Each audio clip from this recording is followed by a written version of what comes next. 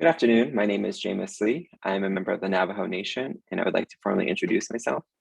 Ya'at'e she Jaymus Lee nishe, biligana nishle, bit ani pashichin, biligana deshiche, kinlichini deshinale. I'm currently a master's student in the Professional Science Master's Program in the tract of Controlled Environment Agriculture, and I am within the Department of Biosystems Engineering, and I work under Dr. Marat Kassira. I was an IndigiFuse trainee from 2020 to 2021, and currently a University of Arizona Sloan Scholar. I'd like to start off with this quote. Food sovereignty is the right of peoples to define their own policies and strategies for sustainable production, distribution, and consumption of food with respect for their own cultures and their own systems of managing natural resources and rural areas, and is considered to be a precondition for food security. So during the summer of 2021, I was able to participate and facilitate discussion and teaching at the Diné College's Teacup. During this time, we were able to teach undergraduate students more about food, energy, and water, and the nexus that brings them all together. Some of the issues that they've faced specifically in their tribal communities, and certain innovations that could potentially play a role in addressing some of these challenges that they face. So during this time, I was also able to talk a little bit more about food sovereignty, what it is, what it looks like, and its difference from food security, and a little bit more about traditional agriculture.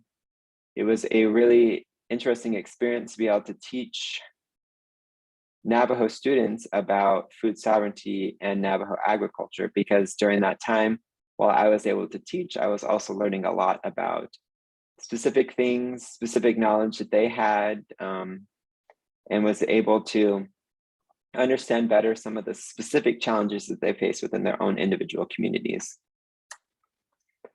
So currently my research and the summer internship portion of IndigiFuse has all been tied in with this pilot project, which is designing and building an off-grid controlled environment agriculture greenhouse for the use of Diné College and the surrounding community. So pictured currently is on the left, the exterior portion of their hoop house, which was what we were going to be renovating, making it more advanced and technologically more controlled. On the right is an interior picture of the hoop house with their traditional raised bed gardens. So what we wanted to do was take this hoop house and renovate it, reinforce it with structural support, replacing a lot of that old degraded plastic with new higher grade plastic to maintain an adequate temperature within. Also placing new environmental control systems, which include a swamp cooler, a heater, and fans. And then allowing them, through discussion with them, allowing them to help guide the design of hydroponic systems that would be placed within this greenhouse. All of this would be run off of solar panel energy provided from solar panels, and water that would be eventually be tied in from their solar nanofiltration unit. But again, these are all very different areas of expertise, but through this collaborative project, we were able to bring in students with a variety of technical and educational skills to be able to guide this project along. My portion of this was being a project manager, managing the students, managing dissemination of information, organizing meetings, and making sure that the project is moving forward. Also, a large portion of my project was designing the hydroponic and environmental controls within the new renovated greenhouse. Pictured is a schematic design that I had created to highlight some of the systems that we would be placing in. So in your top left corner, we have NRT channels, which is nutrient film technique. On the bottom portion, underneath that would be your deep water culture. And then to the right would be Dutch buckets.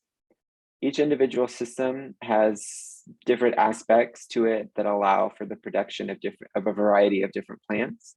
Through discussion with Dene College, we were able to understand the need, the desire, the plants that they wanted to grow within their system and provide systems that would facilitate that.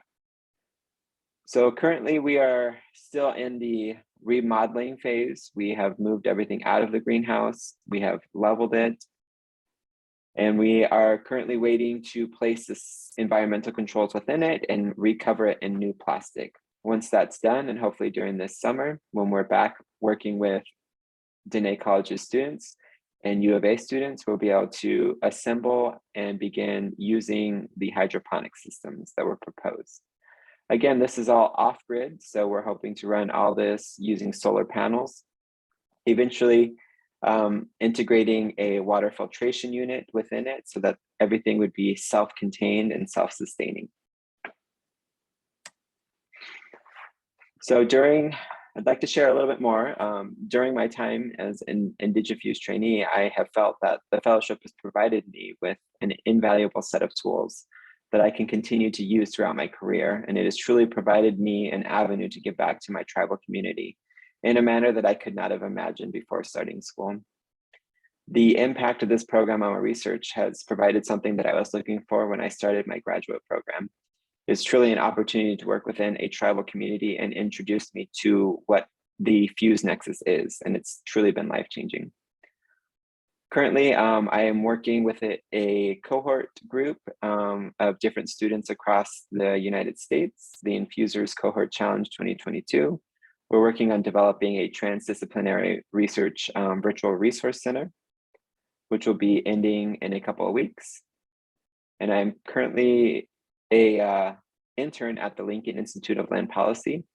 They are getting ready to start a sustainable agriculture and water futures project. So I'll have the opportunity to go out and meet with agricultural stakeholders within the state of Arizona and throughout the Colorado River Basin and identify best practices and protocols to help move and help regulate, or I guess help provide new tools for decision-making in the future.